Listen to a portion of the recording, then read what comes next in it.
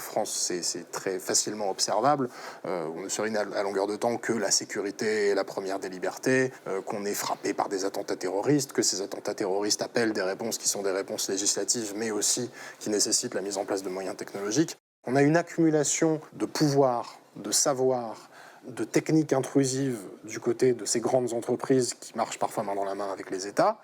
Et de l'autre, on a des gens à qui on dit « vous ne pouvez pas utiliser ça, vous ne pouvez pas utiliser ci, si vous utilisez ça, c'est suspect ». Une application comme Signal est un très bon exemple. Aujourd'hui, c'est un moyen assez efficace de protéger le secret des correspondances, de protéger son intimité, pour les journalistes de protéger les relations et les échanges qu'on a avec nos sources.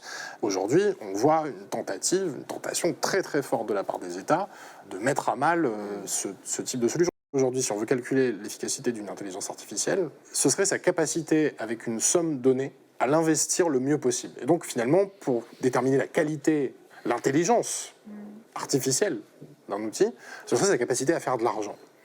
Ce qui en dit, je pense, assez long sur les objectifs de toutes les entreprises qui mettent en place ces fameuses IA génératives. C'est-à-dire que, est-ce qu'il y a un autre objectif là-dedans que de la financiarisation ?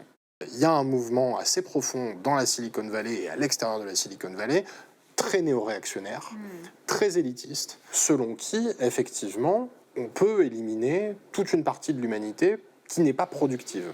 Un acteur économique comme Elon Musk est quelqu'un que l'Élysée préfère avoir de son côté, en oubliant, au passage, le patron qu'est Elon Musk. On voit que si on est face à des technologies qu'on n'est pas capable de maîtriser ou qui ne fonctionnent pas, se pose quand même la question de la rationalité de ceux qui décident de les mettre en œuvre.